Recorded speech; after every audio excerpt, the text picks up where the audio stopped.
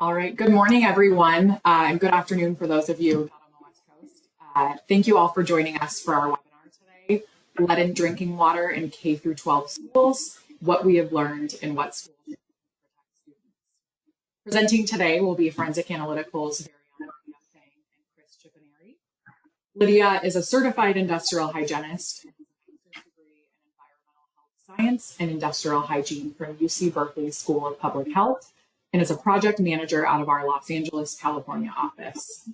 Lydia has a variety of experience working with schools to provide assistance on water quality, air quality, and other environmental hazards, and also presents on these topics at industry-leading technical conferences. Chris is a director of FACS's Central Valley, California offices and carries over 10 years of environmental consulting experience with schools, from hazardous building materials to water issues. He's worked with and provided training to many schools throughout California and Nevada to ensure the safety of their students and faculty. But before I hand it off to Lydia and Chris to get started, I want to quickly cover just a few really basic components of the webinar platform we're using today, GoToWebinar. Everybody is in listen-only mode, but this does not mean that we can't communicate. So as you come up with questions you have for the presenters throughout our presentation, please feel free to enter them in the question and answer or the question box that's right in the GoTo platform pop-up there. And we'll have a Q&A session following the presentation for about 10 or 15 minutes. So with that, I'll hand it off to our presenters, Lydia and Chris. Awesome, thanks, Taylor. Okay, so thank you everyone for joining us today. So I wanted to start with sharing a graphic with you all to give you a sense of where we are with lead in drinking water. So oftentimes as public health professionals, consultants, we get called to deal with issues, oftentimes at schools, where people have like a tendency to overreact. So, for example, mold comes to mind. So on the other hand, lead is one hazard where people, country as a whole, has sort of underreacted relative to the danger that it poses. So the reality is that the current regulations that we have in place are not very protective, and lead in drinking water is still a serious public health issue in this country. So the map here is from a 2019 analysis of state policies that are currently in place. The states that received better scores had more comprehensive policies in place for protecting children from lead in drinking water. So you can see clearly that the majority of the states that were looked at are failing. A handful of states like Illinois, DC, California, Oregon, and New York, they fared slightly better, but clearly you can see there's still a lot of room for improvement. So the purpose of our presentation today is to give you sort of an overview of where we are currently with lead in drinking water in schools. We always like to start with a refresher on the health effects of lead and how it gets into drinking water, do a review of regulations. We also want to go over some of the recent testing performed here in California in schools and childcare centers, and share some of the lessons that we've learned from the testing we've been involved with. And I know that not everyone in our audience is in California, but a large part of our audience is. But regardless, I think a lot of the lessons learned are relevant. And then we also want to mention some potential upcoming regulations and trends. And then finally, we'll spend about the second half of the webinar today reviewing current best practices for reducing lead exposure in schools and how you can stay on top of the issue. So to start, I want to review the health effects of lead for a moment to remind everyone why this issue is important. So lead is toxic and harmful to almost every organ and system in the human body. The health effects are generally irreversible. Lead accumulates in the body over time and gets stored in the bones. As a lot of us know, it's especially dangerous for children because they tend to absorb more lead from the environment and their bodies are still undergoing development. And then something I didn't know until I started learning more about lead is that it's also particularly dangerous for women because lead that becomes stored in their body from past exposures can then be released to their babies during pregnancy and nursing. For children, even low levels of lead exposure can harm a child's health. Both the EPA and CDC agree that there is no known safe level of lead based on studies that have found health effects at very low levels. But even low levels of lead exposure can cause damage to the brain and nervous system, slowed growth and development, learning and behavior problems, hearing and speech problems, lower IQ, decreased ability to pay attention, and underperformance in school. So lead is found throughout our environment, and it's important to recognize that there are a variety of ways that children can be exposed to lead. So for some context, the largest exposures to lead are typically from ingestion of lead paint and lead-contaminated dust and soil resulting from lead paint spills and cracks. Also, for buildings that are located near busy roads, another source of exposure can also be lead-contaminated soil from past emissions from cars that were fueled with lead and gasoline. As for drinking water, it's estimated by the EPA to make up about 20% of a person's total exposure to lead. But infants in particular, who consume mostly mixed formula, are at the highest risk because they can receive around 40 to 60% of their exposure to lead from drinking water. So where does lead in drinking water come from? So lead essentially enters the drinking water from lead plumbing components. Many of the common types are called out in this graphic. So some are located within the building and some are located outside of the building in the distribution system.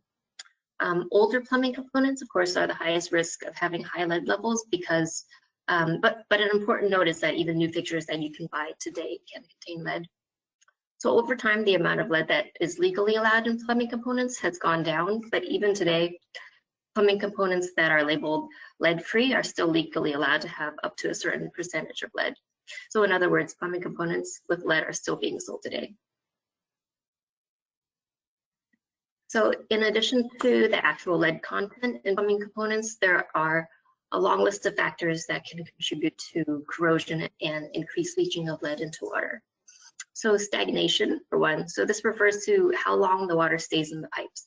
So the longer the water sits in contact with lead plumbing, the more lead will leach into the water. Water chemistry, so water that's acidic tends to be more corrosive, and water that's alkaline is less corrosive. Because of this, water agencies actually, they often maintain a slightly alkaline pH in the water to help prevent lead from leaching. Temperature is another factor, so hot water results in more leaching than cold water. Chemical disinfectants, so some disinfectants that are added by water systems are more corrosive than others. And then obviously age and wear in the pipes, so older pipes will leach more. And also whether or not anti-corrosion chemicals are added to the water by the water systems. And then finally, physical disturbance. So construction and plumbing work can release particles containing lead into the water. Okay. As far as regulations, these are federal regulations, right, for lead in drinking water. These are the major ones to be aware of. So in 1986 had the Safe Drinking Water Act, which reduced the amount of lead in plumbing components for the first time. Sometimes when you hear about lead in drinking water, you hear about homes built prior to 1986 as being higher risk. But it's because of this ban. So sometimes it's referred to as a lead ban, but ban is sort of in quotes because it wasn't a true ban. It just lowered the amount of lead, allowable lead in plumbing components. And then in 1988, a law required the removal of certain lead-lined drinking water coolers in schools. So something to be aware of if you have any old drinking water coolers in your school, make sure that they aren't one of the ones that are on the list of banned water coolers.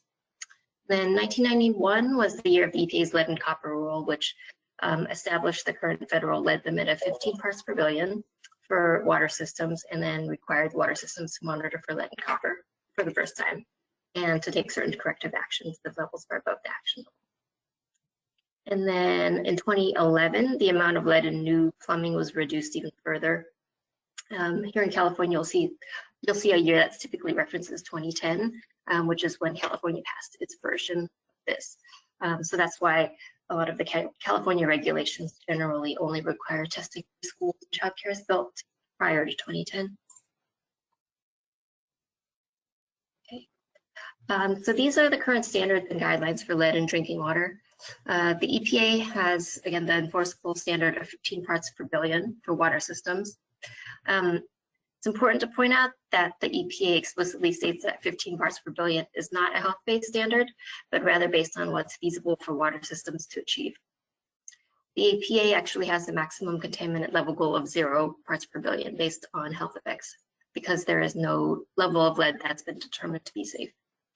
it states that right now the goal is, it just states that right now the goal of 0 parts per billion is not feasible for water systems to achieve. So similarly, there are a variety of other health-based recommendations for drinking water from public health agencies that are much lower than the 15 parts per billion that's legally allowed. So California OEHA has a goal of 0.2 parts per billion. The American Academy of Pediatrics recommends 1 part per billion. And then for reference, the FDA standard for bottled water is 5 parts per billion. And then an important point to make is that the 15 parts per billion is the enforceable standard for water systems to comply with, meaning that the level of lead in water prior to entering your property. So that standard doesn't guarantee the water that you're drinking from the tap, because once the water enters the property, then levels of lead in the water can still go up to the lead plumbing within the property. So why is lead in schools such an important topic? So schools are higher risk for several reasons. So obviously we know that children are highly susceptible to the health effects of lead. But another point is that also a large proportion of school staff tend to be women. And then remember that women in particular are high risk because lead stored in their bodies from past exposure can transfer to their babies during pregnancy and nursing. And then obviously the amount of time that people spend in school is a factor.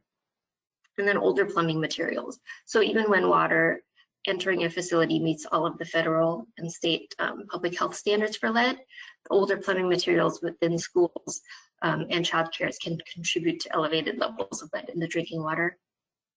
Schools also have an intermittent use patterns, meaning periods like weekends and breaks when the water sits unused.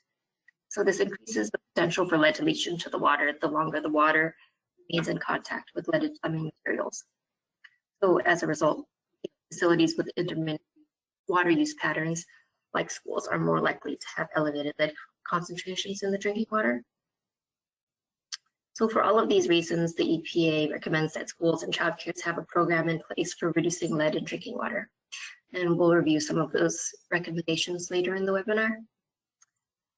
Currently, there's no federal law requiring testing of drinking water in schools and childcare, although some states have implemented some regulations in this area. And many of you are located in California, so we'll review some of the regulations. So are there high levels of lead in the drinking water in our schools? So the simple answer is that we don't know, because generally schools are not required to test. So to give you an idea, in 2017, a survey of public school districts in the US was conducted by the Government Accountability Office. The chart on the left shows the percent of schools that have tested for lead. Only 43% of schools tested for lead, 41% had not tested, and 16% did not know if they had tested. The chart on the right shows the percent of schools that had elevated levels of lead among the schools that tested. So of the 43% of schools that had tested, over a third had elevated levels of lead. So another way to look at this is that roughly 1/3 of schools in the country likely have elevated levels of lead, and roughly half of them don't know because they haven't tested for it. So it's kind of scary to think about. So some states have required some lead testing at schools. Looking specifically at California for a few minutes because of a lot of our experience and audiences here in California. So those of you in California may be familiar with the lead testing program in schools several years ago. So from 2017 to 2019, a couple of state programs required water systems to test for lead in K-12 schools.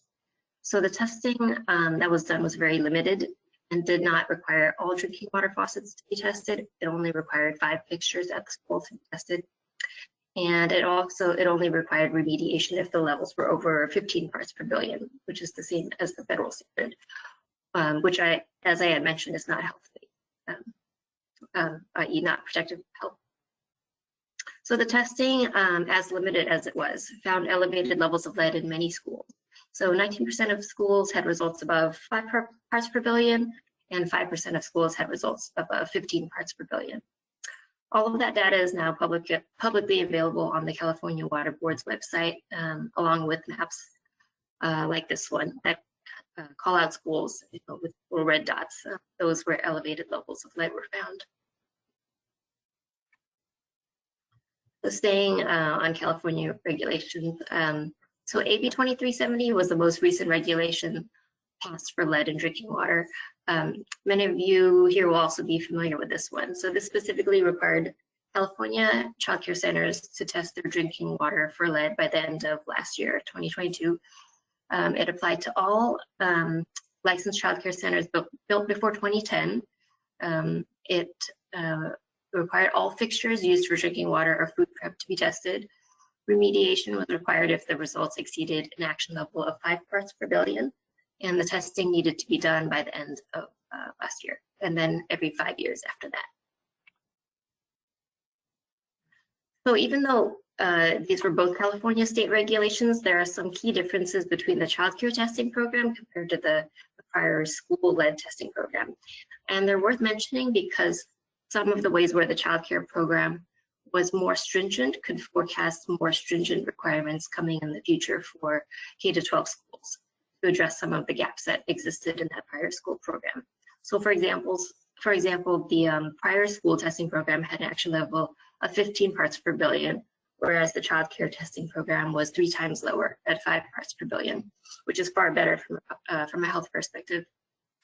The school program only involved testing 5 fixtures in the whole school, whereas the childcare program required testing of all drinking water fixtures, which is the best practice according to the EPA, because one fixture is not representative for other fixtures. And then also the school program was a one-time thing, whereas the childcare testing required to be done every 5 years, which is important because lead levels will change over time, and it's not a one and done sort of thing. So it shouldn't be. Okay.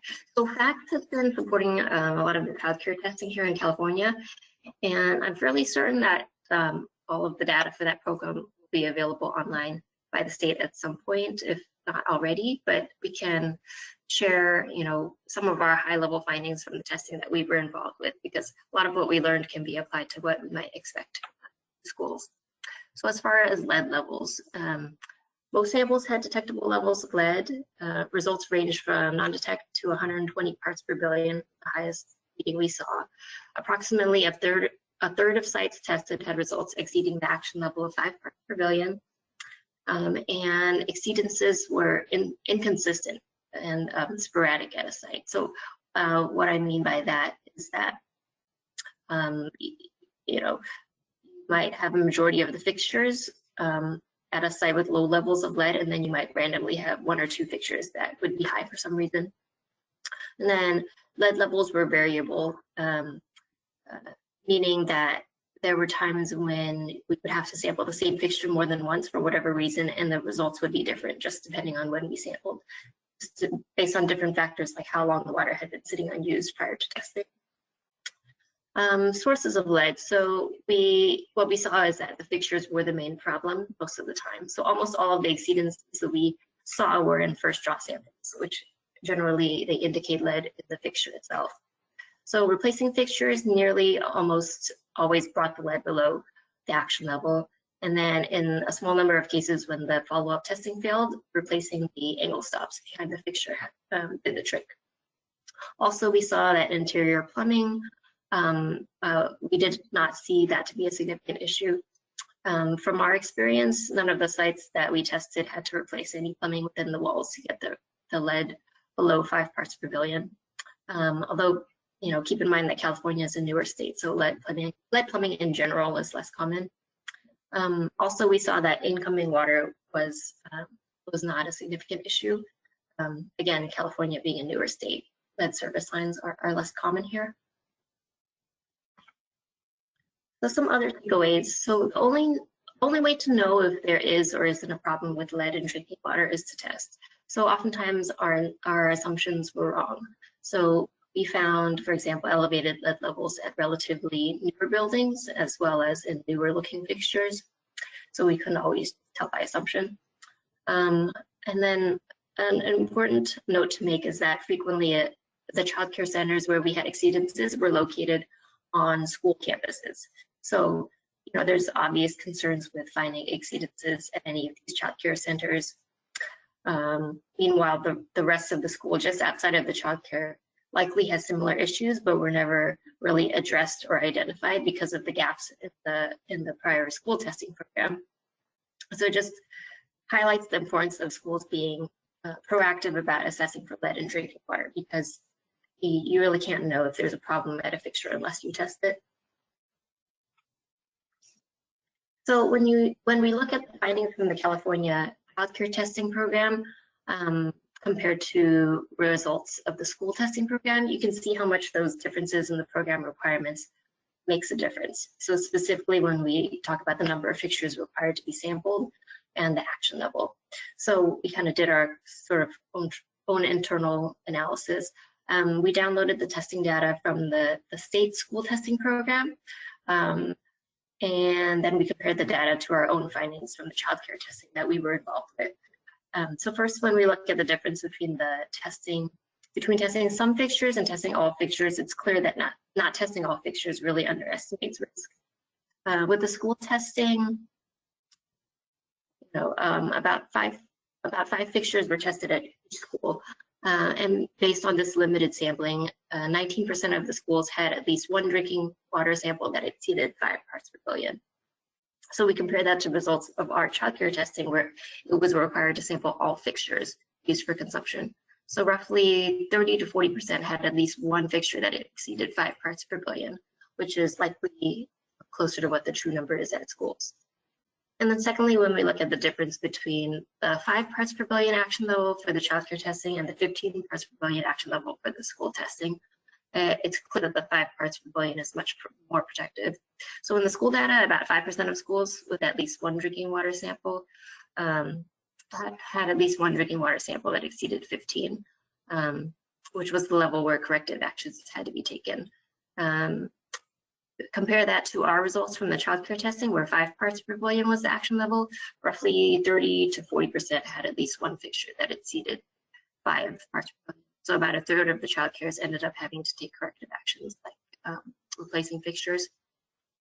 So altogether, this just highlights the importance of programs that are comprehensive and include lower action levels. So what's coming down the pipe as far as upcoming regulations and trends?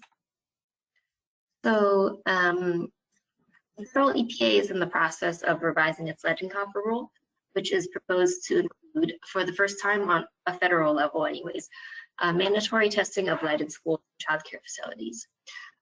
So the problem is that the requirements are very limited. So under these requirements, water systems would be required to do a one-time test of 5 drinking water outlets at every elementary school and 2 outlets at every childcare center. And then the water systems would have to test 20% of the sites every year over the course of 5 years. Elementary schools and childcare centers can opt out of the testing if they want, and middle schools and high schools can request testing but aren't required to test. There's also no requirement for remediation based on the results. So you can see that there's a lot of reasons why these requirements aren't very protective. The small number of fixtures that need to be tested and the fact that it's only a one-time thing. And then no remediation is required based on the results. And then on the state level, there are some actually exciting regulations in the works. So in California, AB 249, which was recently introduced, would require testing lead in schools and childcare centers. And the bill hasn't passed yet, but if it does, it would be a game changer and a huge win for public health because it closes a lot of the major gaps in the prior California school testing program. For example, all of the fixtures that are used for consumption would have to be tested instead of just 5, and remediation would be required at a lower action level of 5 parts per billion. And also testing would be required every 5 years instead of just one and done. And it would also require notification of parents if lead levels are high. The testing would be conducted by the local water utilities and paid for by the state, at least the first round of testing. Okay, so the big picture takeaway is for schools to be prepared to address water quality. So there are some trends that are going to cause lead in water and water quality in general to become more of a hot button issue. So the upcoming regulations that I mentioned will uncover lead issues at schools, and so you don't want to be blindsided when that happens. Lead is a real hazard, and we can expect that action levels will continue to go down as we work towards the public health goal of getting to zero exposure. Water conservation and drought is another trend that's going to exacerbate water quality issues.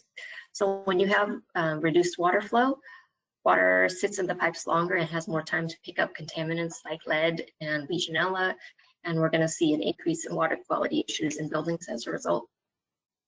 Already, there are school districts that are leading the way with more aggressive and proactive lead programs that incorporate things like regular testing for lead, action levels of 5 parts per billion or even 1 parts per billion in some cases, and installing permanent water filters at drinking water outlets.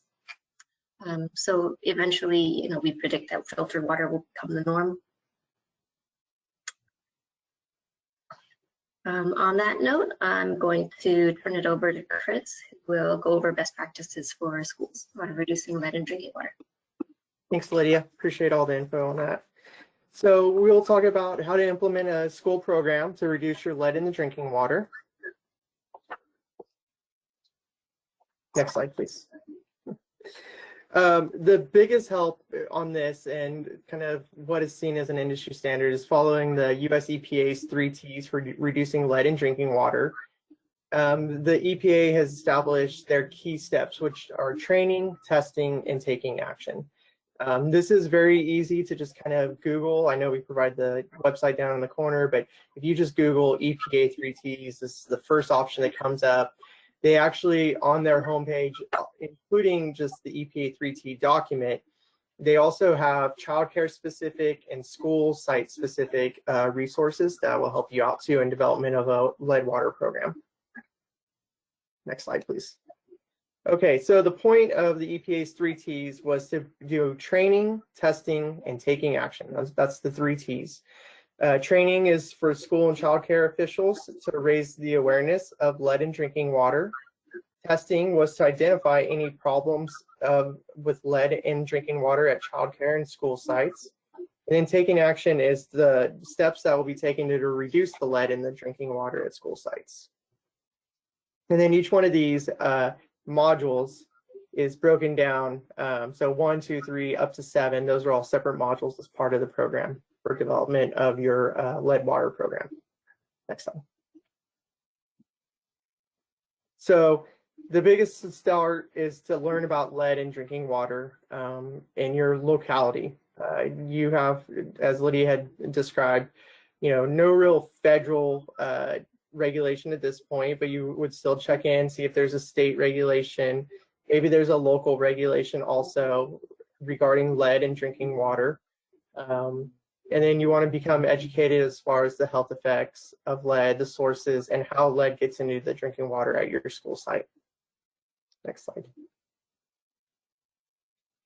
So planning your lead program. 3 key parts here would be gathering your historical information. Look for the records of any previous lead testing done at your school.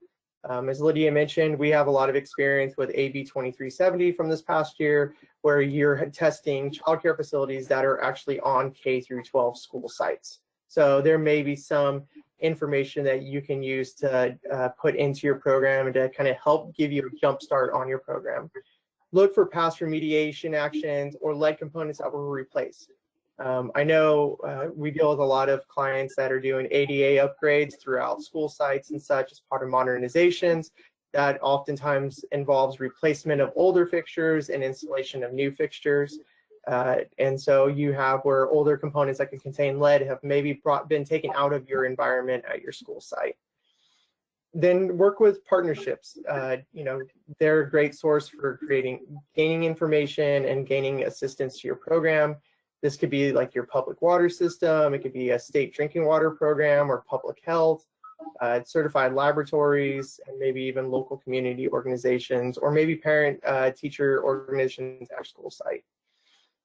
And then the next step is to create a plumbing profile. This is multiple questions that will help determine whether lead is likely a problem at the school, and then also like where your sampling effort prioritization will take place. Next slide, please. So here's a quick diagram of potential sources of lead. So you can see you have your water coming in from the public water supply, running down the water main that's typically underneath the street, and then the pigtail gooseneck connection to that water line. That's typically a source of water or lead of the water coming into your school site. Now, the service connection usually is not a lead pipe, just kind of from feasibility and cost perspective, especially for large sites. But if you have a smaller childcare site that maybe it was a home at one time that was converted into a childcare, that could be another potential source. And then each spot you see where we have soldered joints, valves, those are all spots where lead solder could have been used that could be leaching into your system.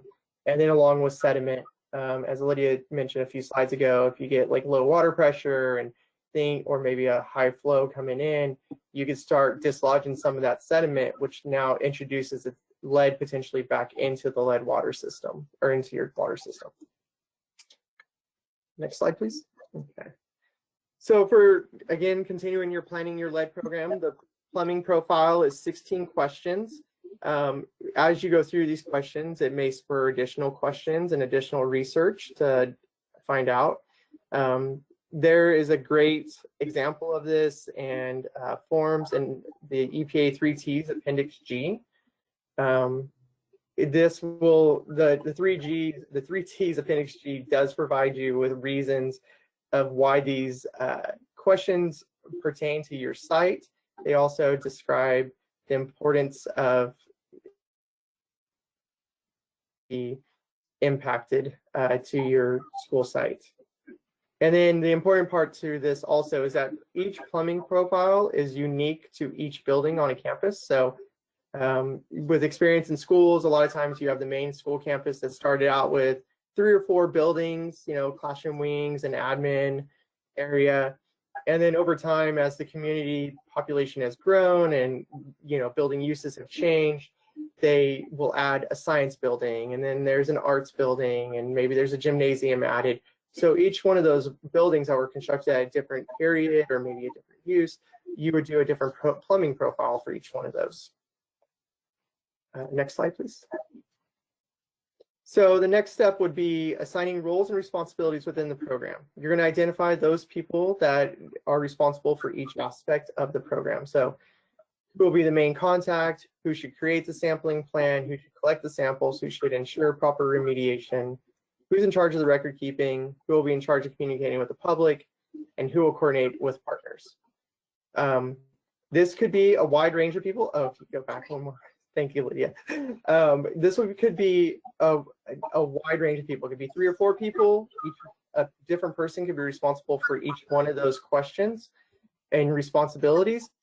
What it should never be is just one person, unless you have a very small, you know, maybe a child care with, you know, very limited population. Maybe one person could do this, but kind of maintaining this program really is a team effort, and that it really should be, you know, handled by 3 or 4 different people.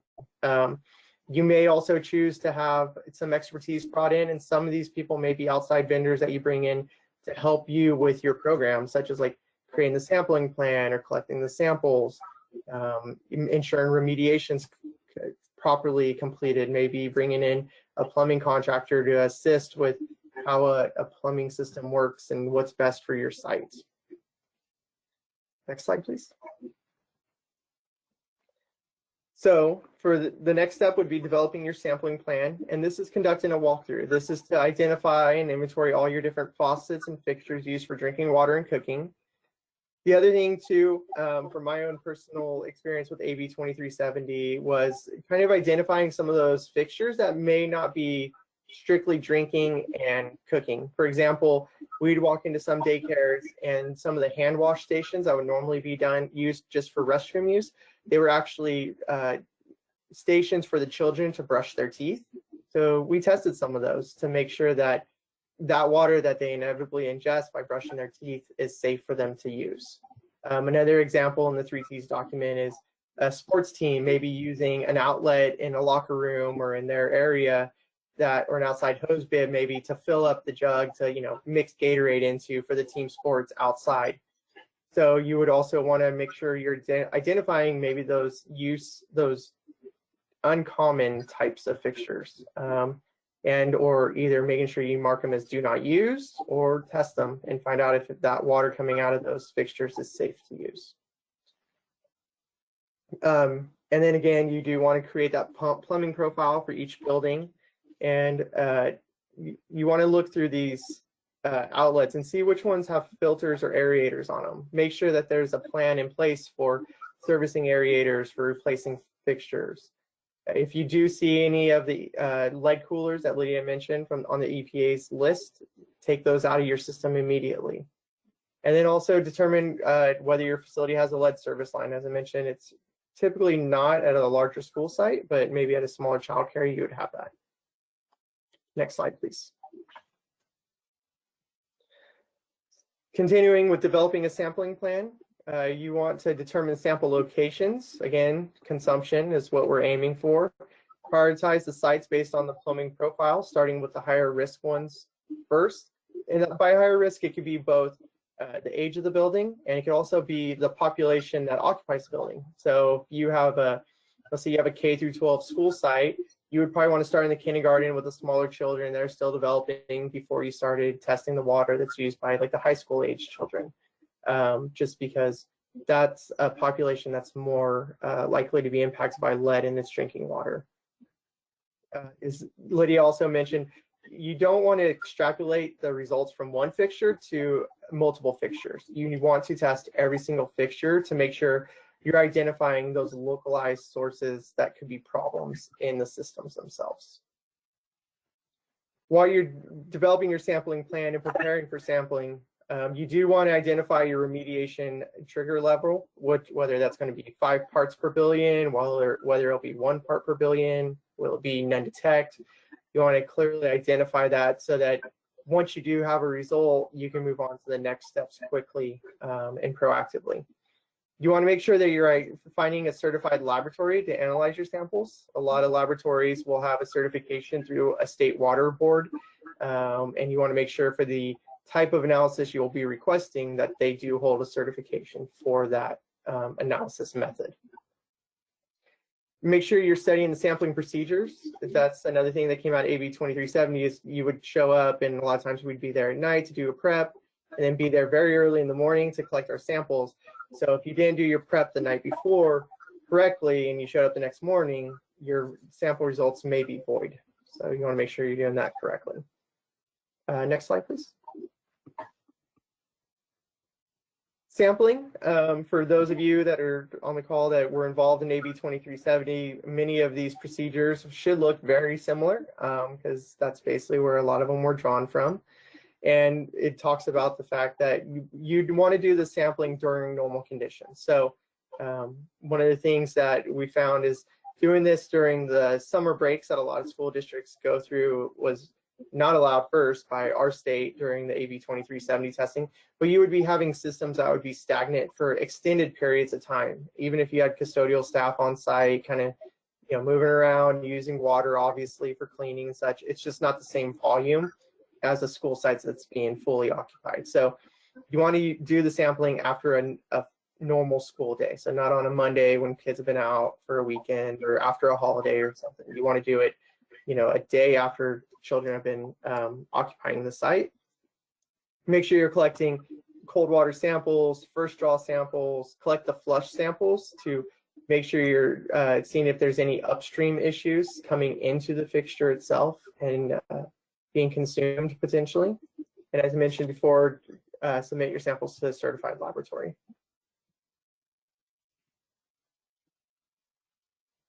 And then once you have your results back from your certified laboratory, you want to make sure that you compare the results to your remediation trigger level, whatever that was selected.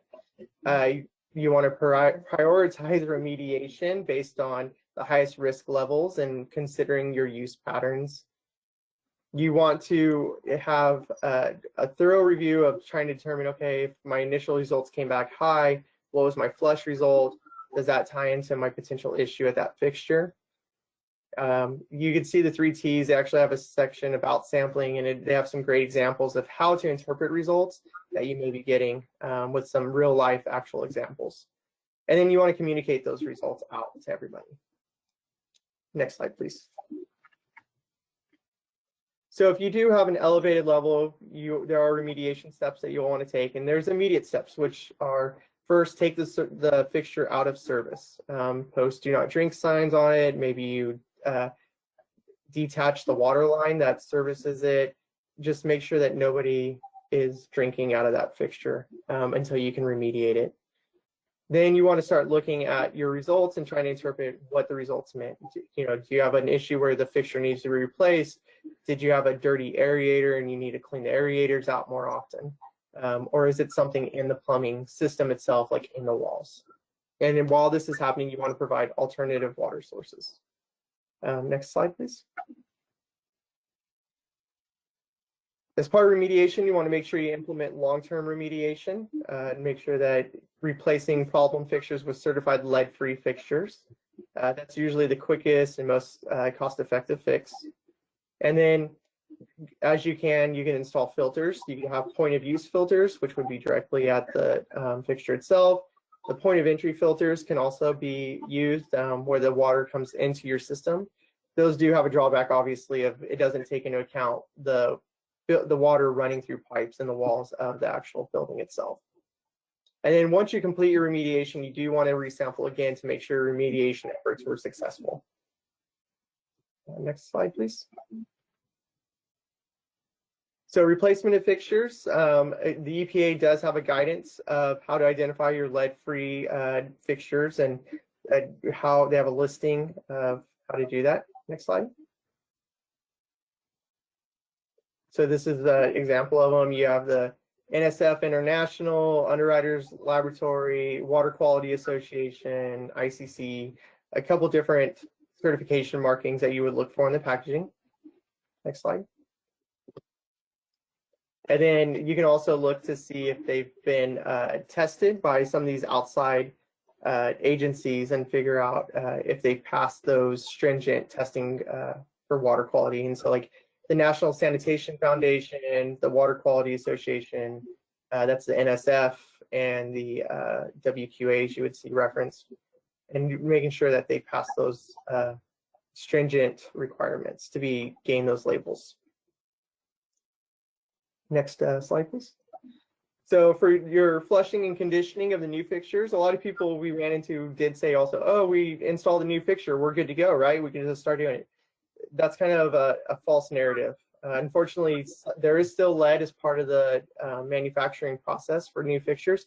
So even the EPA recommends once you install a new fixture that you do want to flush it for a number of weeks. It's usually recommended to flush it for 3 weeks.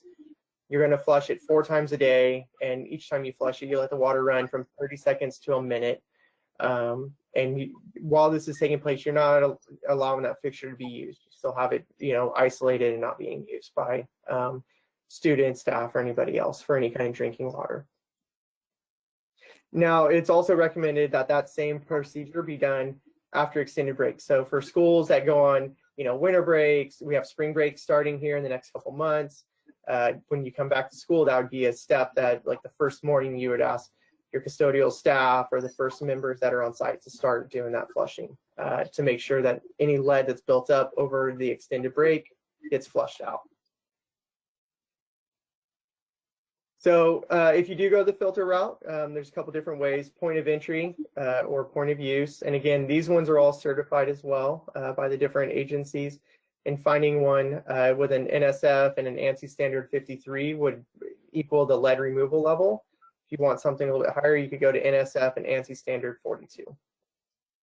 The biggest part of this that goes into your lead water program also is having a routine maintenance program for the replacement of those fixtures. Because if you do have a filter that does build up with lead that's capturing, that's not being released, once that filter has breakthrough, you can be releasing a lot of lead into a water immediately, and then you're losing the filter capabilities of it. Next slide.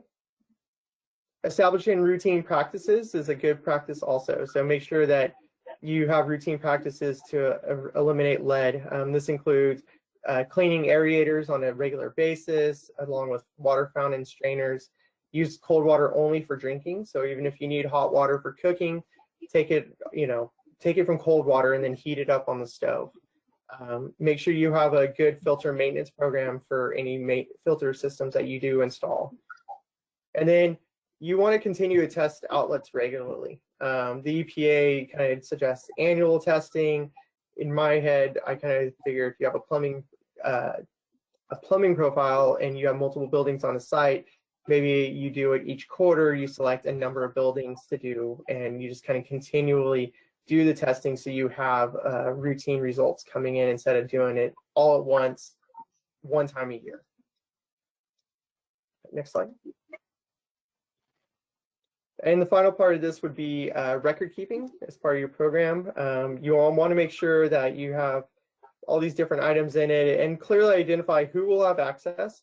And the other part is how can a person access it? So if I was a parent and I was concerned about my daughter's preschool and I wanted to see what kind of lead testing they did, you want to make sure that it's clearly communicated that if a parent is interested in this, these results and what's being done, that they know how to come and find that information as well. Next slide. Communications. This is the biggest part, being open and transparent about the lead testing to all, parents, staff members, any community members that may use your facility. That's the key part of the whole 3 T's. Is you don't want to do all this testing and then hide it away, whether it's good information or bad information. Being transparent is the best way to do it.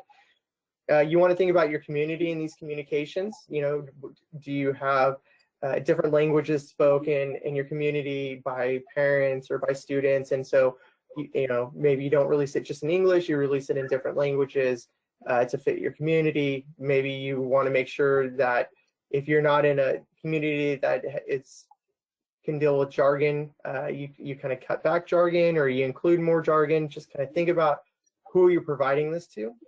And then you need to identify the best way to get the word out. Again, if you have a very strong presence online, maybe it's social media, maybe there's a platform being used by the school that you share it, or maybe it's the simple way of a piece of paper and a student's folder of notes that they take home to their parent to share with their parent each at the end of a school day. Next, and then again, 3 T's, they have templates for all this stuff that you can use to help with communication. These are a couple different points also as far as like how you want to be proactive, that you want to make sure you provide the health effects and risks and the sources of lead also. Just point out the fact it's not just lead drinking water. These children can be impacted by lead in a variety of different ways. You want to also help increase the family's awareness. I know, again, doing this job, I've learned about a lot of different hazards and I've applied them in my own household to help protect my family. And then at the end, you also want to make sure that you provide information on how, if a parent is concerned, they can go have blood lead level testing done for their child to see if their child maybe does have an elevated level. And next slide, please. And some final thoughts here. So in general, you want to be prepared, as Lydia pointed out, with the different regulations that are coming down and the fact that lead is becoming more and more part of awareness in daily life. You want to, it's best to be proactive and be out ahead of these items. Refer to the EPA 3 T's program. Looking through it, just experiencing it, I mean, a person could pretty much write their program just from that document themselves. You want to target lead levels at 5 at minimum but aim for 0. So you always kind of want to keep aiming for that no known safe level of lead. So always aim for 0. Make sure to communicate, work on an overall water management plan. As Lydia mentioned, there's a lot of different contaminants that could be in water. This could be one part of a water management plan for your site. And the biggest thing is this is a very easy step to make an immediate difference in our public health. Removing the lead from water can help reduce the lead exposure to our children and prevent them from being stunted in their development moving forward. Thanks. Okay. So finally, I like to end with this graph because I find it very empowering. So it illustrates basically how lead exposure in children has gone down over time due to lead prevention policies. So the x-axis in the graph is the timeline from 1972 to 2012, and then the y-axis is average lead levels in children. And then those blue boxes call out various lead regulations over this time period. Some of the major ones being the phase out of leaded gasoline, reduction of lead levels in household paint, food cans, industrial emissions, clean water, and a variety of other public health initiatives targeting the problem. So you can see how the level of lead exposure has fallen dramatically over the past several decades because of public policy. So I think it's a really good visual of the journey that the country's on to reduce lead exposure. It shows how much progress has been made, and it shows that we can make a difference. Yeah, and then here are some resources on lead in drinking water. There's a lot of resources online. You can see your state Department of Public Health website. Yep. Thank you. Thank you, Chris and Lydia. We've got just about 7 or 8 minutes here for questions that came in throughout the presentation. And just to remind folks, if you have any outstanding questions, please enter them in that question box, and we'll be sure to ask them now. But one of the first ones that came in here was, as the last slide showed, that lead exposure has come down considerably over time. Really, how serious is lead in drinking water, and how much do we need to worry in the big picture? How much we need to worry in the big picture. So I have a 4-year-old myself, and as a parent, I consider myself in general to be fairly laid back. So I don't tend to over worry about things. I don't tend to lose sleep about a little screen time, a little junk food. It's been a couple days since I gave my kid a bath, for example. So as a parent, you just kind of have to pick your battles. But with lead, I believe that it's a battle worth fighting for because of the health effects at low levels. So it wasn't until I started to become more knowledgeable in this area that I started to understand that that there are a lot of gaps that are missing in our current regulations. So we have this sort of false sense of security that the regulations in place will protect us. So for one, the EPA says explicitly that the 15 parts per billion federal standard is not protective of health. Secondly, there's a nuance that a lot of people don't understand, is that the EPA standard is for water utilities to comply with for the water that they are delivering to the building that they serve. So once the water enters the building, it's the building owner's responsibility to ensure the quality of it. And as we've seen, often the lead sources are within the buildings themselves, not in the water that's being delivered to the buildings. So, as we mentioned, schools are not currently required to monitor for lead, at least on the federal level. Some states like California has required some limited sampling, but it's been very limited. And then another point is that even if all of the fixtures and plumbing in the building, they may have been totally legit and compliant at the time that they were installed. Obviously, plumbing was legally allowed to contain lead and still is legally allowed to contain a little bit of lead. That allowable amount of lead has just come down over time. So lead-free fixtures are not technically lead-free. And then another point to make is that in California, some schools they may have a false sense of security from the past school testing program. The problem is that there were so many gaps in that program with the limited sampling and the high action level that it left a lot of issues unidentified and unaddressed. So in a nutshell, I do think we need to worry about lead in the big picture. Absolutely. And a question that just came in following that, is training a requirement for staff under AB 249? Not that I am aware of. Yeah, I don't remember seeing training of staff being part of that. But it's a good. it's good practice as part of a lead reduction program is to keep your staff and even your parents educated on lead issues and how to reduce lead exposure.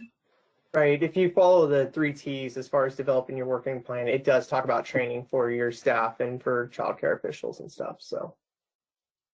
Great. And then we've got time for probably 1 or 2 more questions here. With regard to communication, how would you respond to parents who are concerned about lead levels that you find during testing? And what's the best way to communicate and respond to parents concerned about high levels? Yeah, I think the first part is to start with being transparent. Don't try to hide or diffuse it. What you can start with is your plan of attack, taking it all into perspective.